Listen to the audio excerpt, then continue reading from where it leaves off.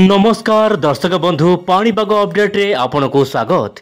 दर्शक बंधु राज्यर विभिन्न अंचल में वर्तमान वर्षा होगापी पाग अनुकूल होबार लगी कारण बंगोपसागर लघुचाप हो आपण जिले में भल वर्षा होगा बोली जहाँ मॉडल तरफ वर्तमान सूचना मिलूँ और सैटेलाइट इमेज वर्तमान यह बयान हो धीरे धीरे बंगोपसागर आप देखो बंगोपसागर वर्तमान पागरे परिवर्तन आसूँ बंगोपसागर में बादल एकत्रीकरण वर्तमान आरंभ हो जाए। तेज दर्शक बंधु केउ राज्य में भल वर्षा हो लघुचाप को लेकिन कौन रही बड़ खबर आसतु आज भिडियो रे संपूर्ण आलोचना करबा। दर्शक बंधु राज्यर विभिन्न अंचल में मध्यमरू प्रबल वर्षा हेबो।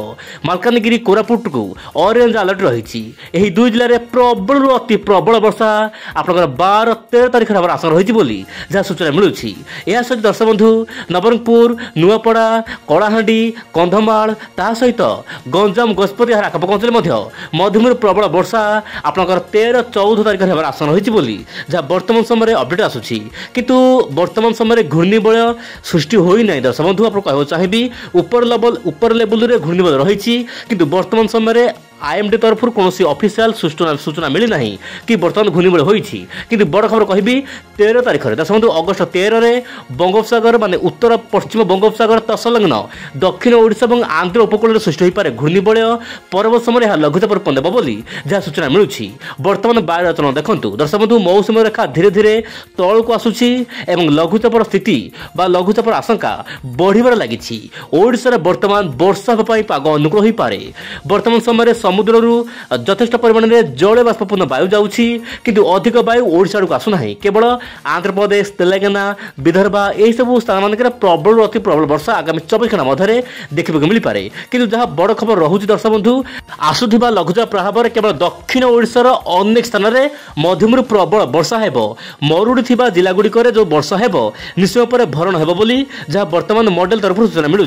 देखिबार कथा आगामी दिन में पाणीपाग नहीं सब कौन बड़ अपडेट आसूँ आप देखो दर्शक बंधु धीरे धीरे पागरे परिवर्तन आसब 13 तारिख बेलू घूर्णिबलय सृष्टि होगा आप मोबाइल देखो और घूर्णिबलय प्रभाव में उत्तर पश्चिम दिगु शुष्क वायु आसूला ताहा बर्तमान बंद हो दक्षिण पश्चिम दिगु वायु आसो ता सहित पूर्व वायु आप देखो यही वायु जीव जितेबाला यही वायु जीव ओडिशा वर्षा परिमाण बढ़ी उत्तर आंध्र प्रदेश ता सहित दक्षिण ओडिशा विभिन्न अंचल वर्षा हो उत्तर ओडिशा केतक अंचल हल्का फुल्का वर्षा होगापी पाग अनुकूल हो पारे।